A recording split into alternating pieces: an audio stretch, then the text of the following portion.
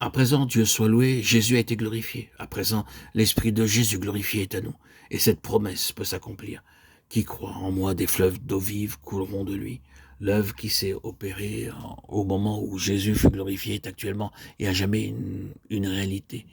Quand Jésus est entré dans les lieux très saints avec notre nature humaine, il a été, comme le dit Pierre, élevé par la droite de Dieu.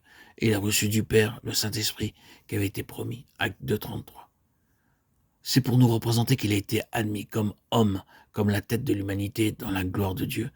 C'est alors que sa nature humaine devint le réceptacle aussi bien que le dispensateur de l'Esprit divin.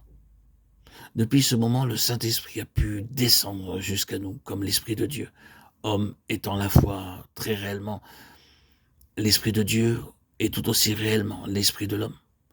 Une ère nouvelle a commencé dans la vie et l'œuvre du Saint-Esprit au moment où Jésus est entré dans sa nouvelle ordre de vie, où s'est opérée en lui la parfaite union de Dieu et de l'homme, où il a pris place sur le trône, revêtu d'une gloire jusqu'à là inconnue.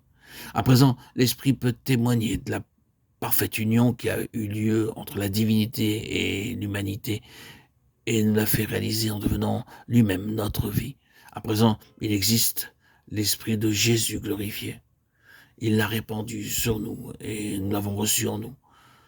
Ce courant de vie qui doit passer de nous à d'autres en fleuve de bénédiction.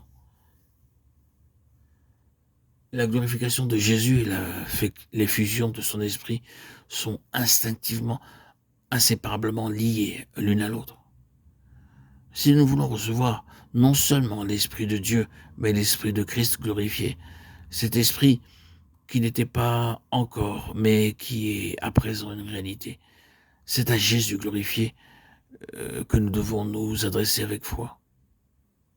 Nous ne devons pas nous contenter de la foi qui croit à la mort de Christ et au pardon qu'elle nous acquiert.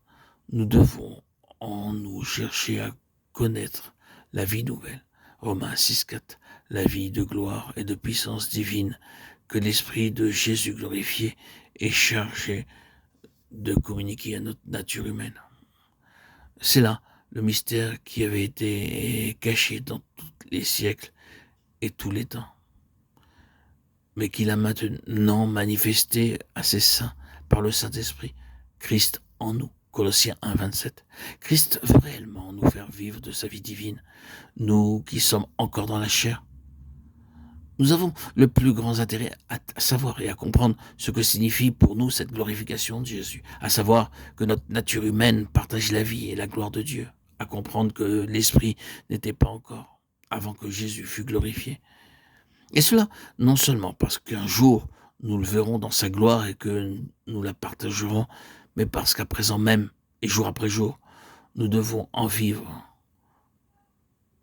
Le Saint-Esprit peut nous donner tout ce que nous voulons recevoir, tout ce que nous voulons posséder de la vie de notre Seigneur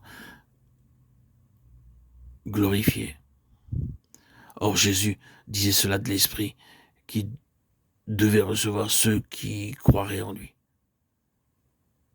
C'est le Saint-Esprit, car le Saint-Esprit n'était pas encore, parce que Jésus n'était pas encore glorifié.